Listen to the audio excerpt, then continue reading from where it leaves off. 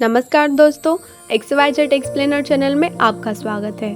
दोस्तों, आज के समय में हर 20 साल के नौजवान को इतनी चिंता होती है कि चिंता की वजह से उनका किसी भी काम में मन ही नहीं लग रहा। वह हमेशा परेशान ही रहते हैं। ना तो वो अंदर से खुश होते हैं और ना ही उनके अंदर कार्य करने की शक्ति है। फिर भला उन्हें कामयाबी कैसे मिलेगी? वह अपनी मंजिल तक कैसे पहुंचेंगे?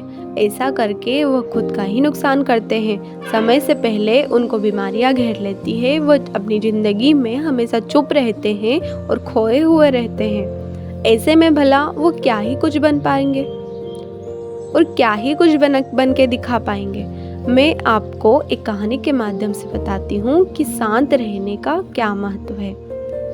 दोस्तों, एक समय की बात है। गौतम बुद्ध से उनके एक शिष्य ने पूछा कि महात्मा, ऐसा संभव है क्या, ऐसा संभव है कि जो मैं अपने मन में सोचूं वो सारी चीजें मुझे मिल जाए और मिलना शुरू हो जाए?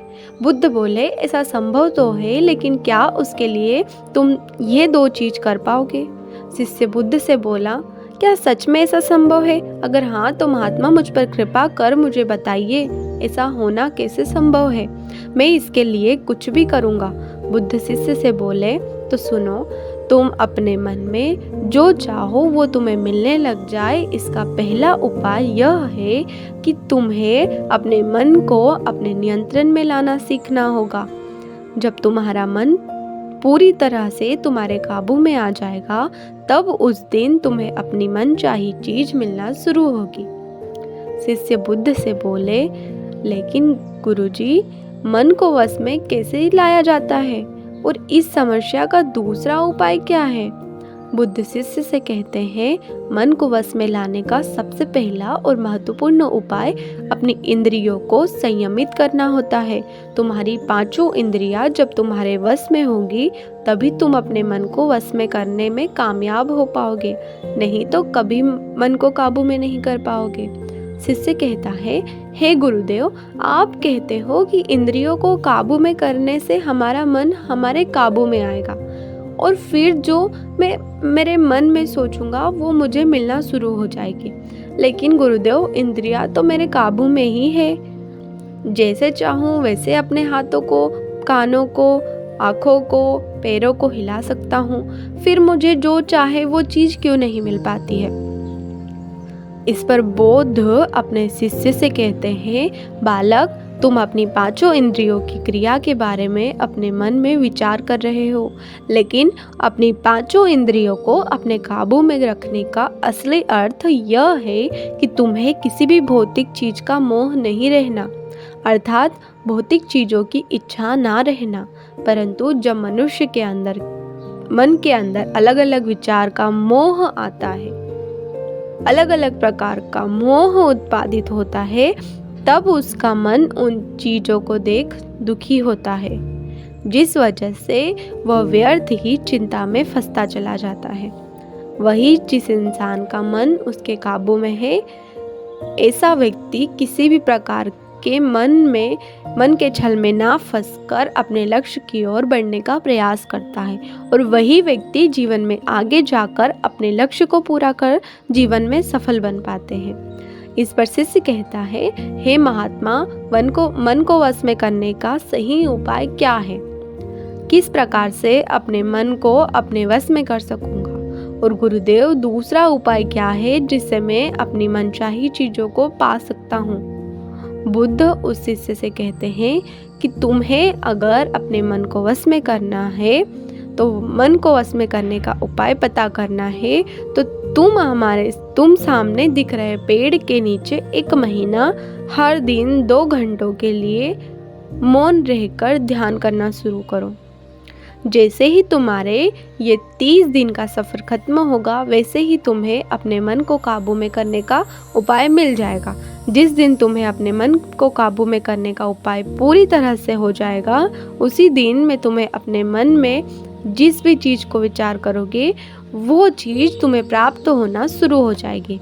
अगर जब तुम पैसे के बारे में या फिर संसार में मौजूदा किसी भी चीज़ के बारे में अपने मन में विचार करते हो, तो वो विचार तुम्हें अपनी मनचाही चीज़ को प्राप्त करने में तुम्हारी मदद करेगा। पर इसके लिए तुम्हें अपने मन को वश में कर पाना अत्यंत जरूरी है। जब तुम अपने मन को वश में कर लोगे तभी मैं तुम्हें दूसरा उपाय के बारे में बताऊंगा। शिष्य बुद्ध को प्रणाम कर कहता है, यह तो काफ़ी आसान कार्य है। 1 महीना क्या, मैं तो 1 साल तक 2 घंटे इस पेड़ के नीचे बैठ सकता हूँ। आप मुझे आज्ञा दे, कल से ही मैं ध्यान में बैठने के लिए तैयार हूँ।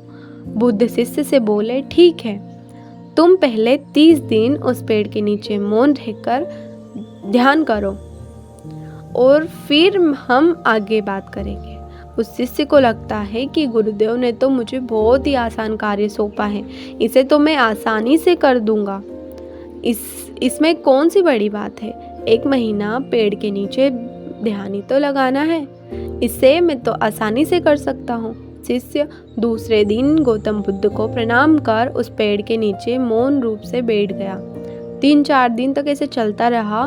शिष्य हर दिन बुद्ध के पास जाता, उनको प्रणाम करता और उस पेड़ के नीचे जाकर मौन रूप से ध्यान करना प्रारंभ करता।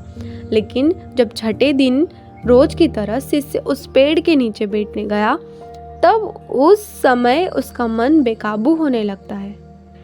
उसके मन में अलग अलग चीज़ों के विचार आना शुरू होते हैं।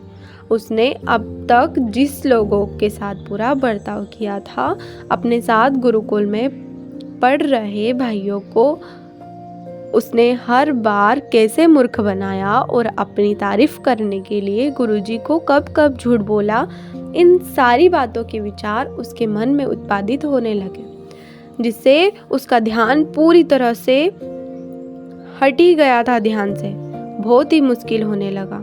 थोड़े दिन बाद आज उस शिष्य का मौन रहने ध्यान लगाने का 7वां दिन था, लेकिन उसके मन में बार बार आते हुए गलत विचार में उसके ध्यान को ठीक से करने नहीं दे रहे थे। इसके लिए उसने मन में निर्णय किया कि मैं इस समस्या का हल गुरुदेव से पूछता हूँ, उन्हें इसका हल जरूर पता होगा। 8वें दिन उसके मुंह पर आ रहे भाव देखकर बुद्ध पहले ही समझ चुके थे कि आज यह सिर्फ प्रणाम करने नहीं आए हैं, अपितु किसी समस्या का हल पूछने आया है। शिष्य बुद्ध के पास जाता है और कहता है, हे महात्मा, आपके बताए अनुसार मैं हर रोज 17 दिनों से उस पेड़ के नीचे बैठकर ध्यान लगा रहा हूँ।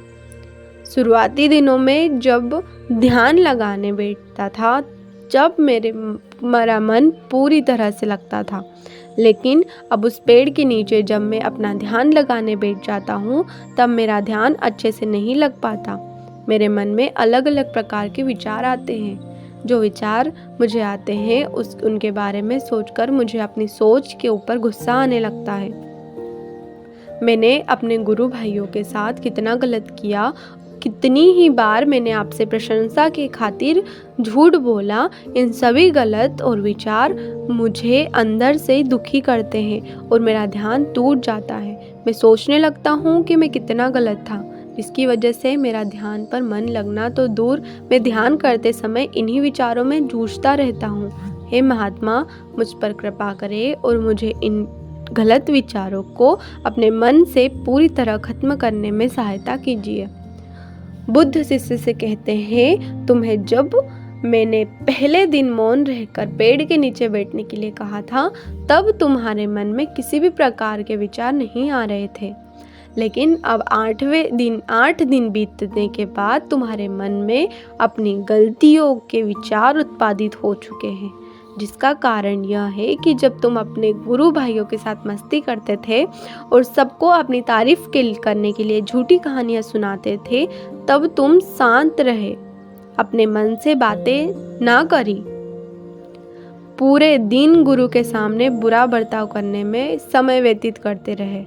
लेकिन जब तुम अपने आप से बातें करने लगे हो, अंदर अपने मन से बातें करना प्रारंभ किया है, तो तुम्हें अपने आप ही अपनी गलतियों के बारे में विचार आने शुरू हुए हैं, जिसका कारण यह है कि व्यक्ति अपने आप से किसी भी सवाल को नहीं पूछता है। लोग शांत रहकर खुद से बात करना पसंद नहीं करते। और दूसरों से अपनी समस्याओं का हल पूछकर उदास होते हैं। जब इंसान अपनी किसी भी प्रकार की समस्या का हल शांत रहकर अपने आप से पूछता है तो उस व्यक्ति की बुद्धि खुद ब खुद उस इंसान को बताना शुरू करती है।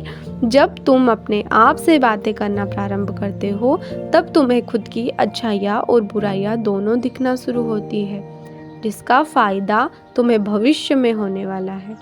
यानी जब तुम्हें अपनी गलतियाँ दिखती है तब तुम उन पर शांति से काम कर अपने आप ही आगे बढ़ना शुरू कर देते हैं, क्योंकि जिसकी वजह से तुम अपने मन में जिस भी चीज़ को सोचते हो उस चीज़ को प्राप्त करने का रास्ता तुम्हारी बुद्धि तुम्हें दिखाना शुरू कर देती है। बौद्ध कहते हैं, इसलिए मैंने पहले ही दिन तुम्हें बताया था कि जैसे जैसे तुम शांत रहकर अपने मन से विचार करना शुरू करोगे वैसे वैसे तुम्हें अपनी मनचाही चीज़ें मिलना प्रारंभ होगी। बुद्ध शिष्य से बोले, गुरुदेव, आपने मुझे दूसरा उपाय बताने का वादा किया था। मुझे लगता है वह उपाय इससे आसान होगा।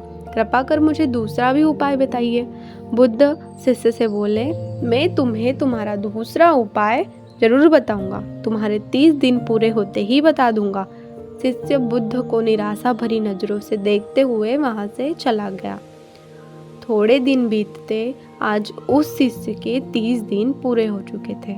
शिष्य बुद्ध के पास चला जाता है और बुद्ध से पूछता है, हे गुरुदेव, मुझे मेरा मन इतना हल्का क्यों लग रहा है?